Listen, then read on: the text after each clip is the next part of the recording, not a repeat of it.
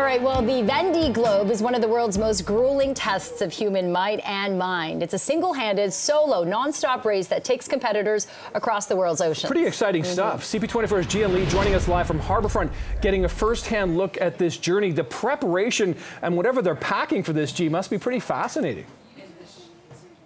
Yeah, absolutely. We're talking about months and months of training. This is a whole new world for me. I know very little about ocean racing, but what an adventure, right? Okay, and joining me now is Scott, and you are getting ready to go on this massive race. Tell me a little bit more of the Vendée. That's how we pronounce it, right? The Vendée Globe, yeah. So the Vendée Globe is what many regard as the toughest sporting challenge on the planet. It is a race that starts every 4 years out of France, and the race course is simple and the rules are simple. The race course it's around the world.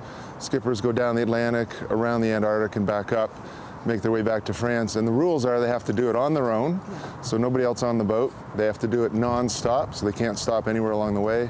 And they have to do it unassisted, so no outside help. This sounds impossible.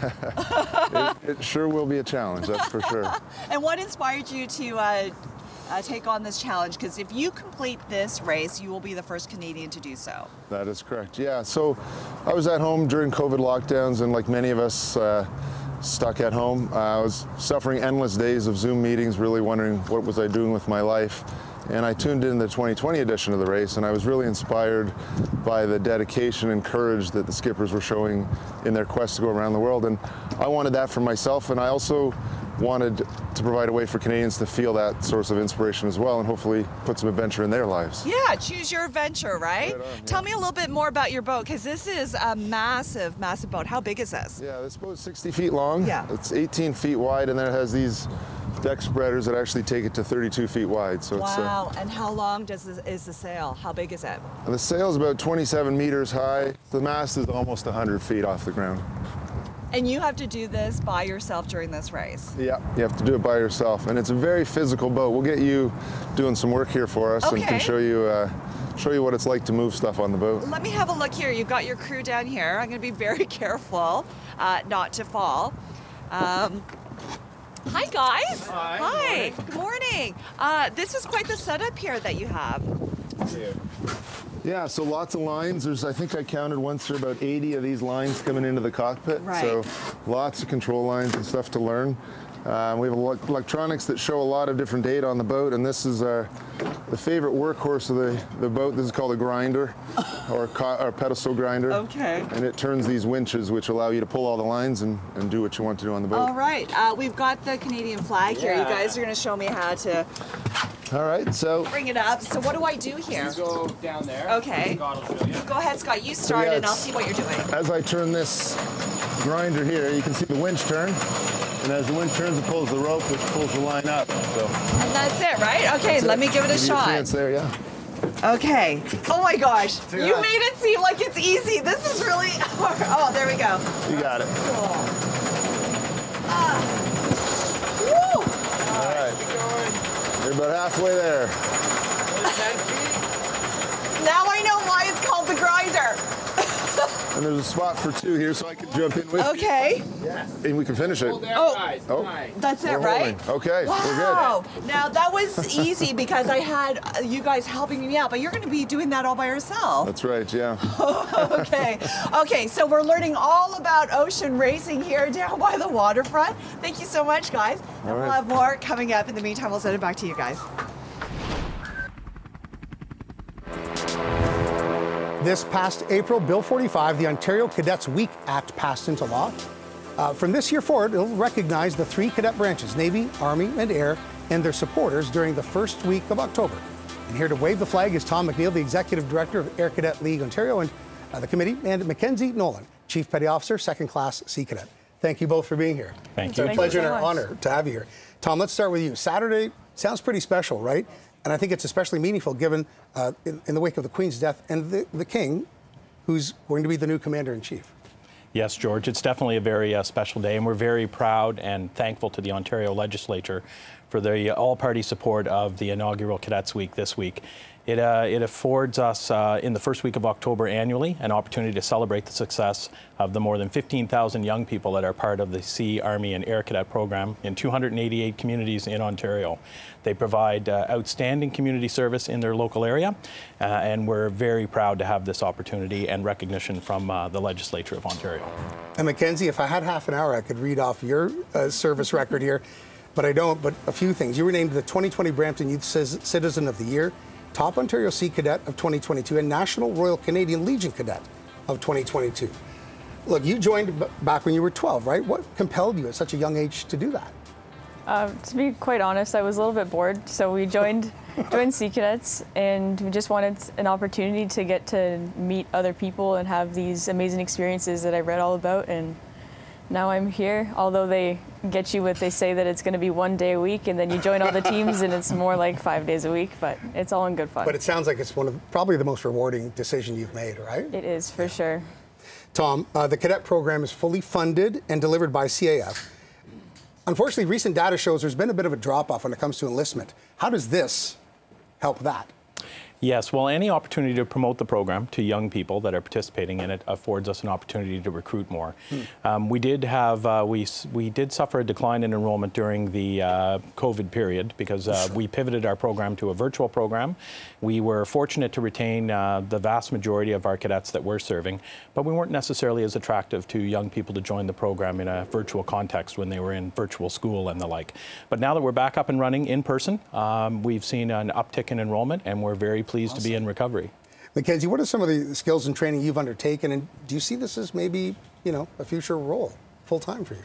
I definitely see this as a future career for me. I hope to join the Navy after I age out of this, but some of the training that we have done involves leadership and citizenship amongst the more cadet central things such as drill. We have marksmanship, and we have a whole lot of sports within the program. But for sure, I see this as a future career opportunity. That's amazing. Tom, last thing, how can sort of a cadet curious person out there watching, or their family members thinking, this might be good for me or my kid, how do they reach out to the program?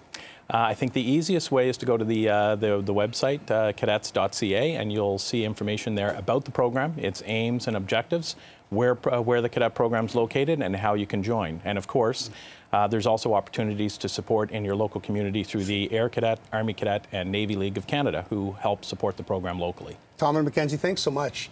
Congratulations on all your work, and getting the recognition that's, I think, been long overdue. Have yourselves a great day, okay? Thank you, George. Right, it's over to the gang for headlines now. It's another hockey night in Trail. Another opportunity to show love for the Smoke Eaters. 1/4 of this town is in attendance tonight. They come to cheer this present team and honor their past.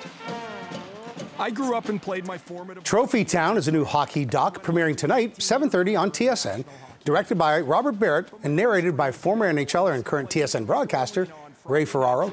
This hockey doc follows the inspiring story of the Trail Smoke Eaters, a remote BC hockey team that beat all the odds to win the 1939 and 1961 World Hockey Championships. And we welcome Robert Barrett to the show this morning. Hey, Robert, thanks for being here. Good morning, George. How are you? I'm great. I love this story.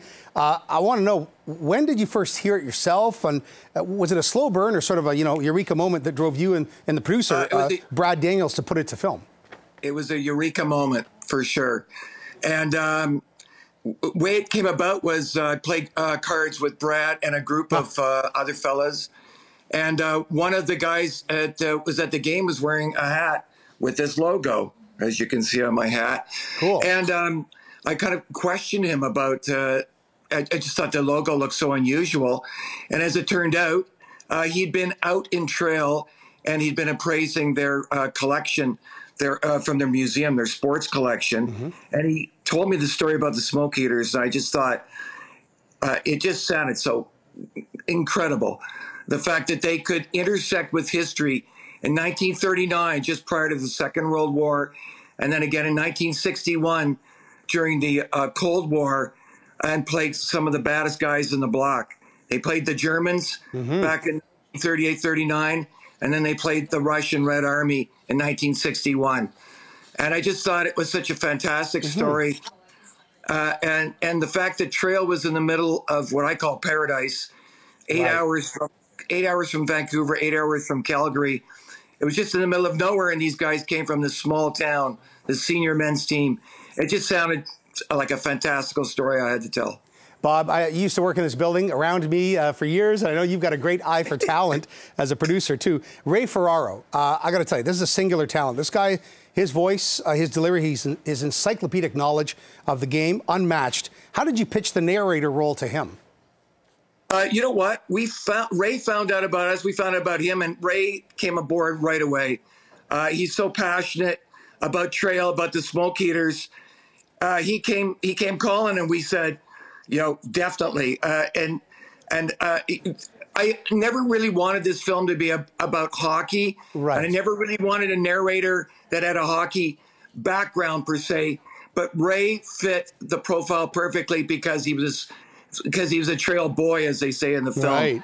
Raised there, and his family's from there. Oh, cool. And he's so dedicated to the team. You know, everybody relates to an underdog story, the miracle on ice kind of thing. And I can sort of wrap my head around the 1939 win as an anomaly, right? But by the 60s, hockey was becoming more refined. The athletes were better trained, more committed. How did this remote, ragtag collection of boys pull it off for a second time? Well, you know what? I mean, they were still a great hockey team. And when they went over to play in Europe, they did meet some stiff competition. The Swedes gave them a run for the money. Mm-hmm. In the film, the Czechoslovakians gave them a real run for the money. What ended up happening between 1939 and 1961 is the Europeans started learning the Canadian style of hockey, and that they learned to a large degree, certainly the Czechs, from Mike Buckna, who played on the Trail Smoke Eaters. So in a weird kind of way, ironically, it was the Smoke Eaters' style of playing 39 that came up to face them again, but from opponents' perspective in 1961. Right. So we're up against their own history in a weird kind of way. Yeah, and today's, of course, the 50th anniversary of the Summit Series. Just love talking hockey. I could for forever. Robert Barrett, director of this amazing documentary that's coming tonight on TSN 7:30, Trophy Town. Have yourself a great day, George, Bob. Good to see you again. All the best. Thanks for the plug. Cheers. All right, thanks. Cheers. Jen, over to you. Atari Gaming Systems, we're basically building a little vignette, and here is our finished hidden vignette. All right, so this isn't live right this minute, but Brickenick, of course, has been working here, for the most of the morning, sharing some of his artistry and talent as he's this Lego master. Can I call you a Lego master yet? I guess Lego master competitor. Yeah, that makes sense. Okay, that's fair. Jedi. So we put some requests in earlier, Nick. You did. Some of them more challenging than others. Let's go through what they are and how you've accomplished them. Absolutely. So we started off with the Stanley Cup. So it's a little bit of a one-sided build because I didn't have enough pieces to do it 360. Wow. But I tried to use some grilled pieces, kind of indicate the writings, all the names signed on there, all the etchings on there, and just make sure you get a nice little kind of cup top on it and the nice little black base as well. It was black and white last time it was in Toronto, so You'll have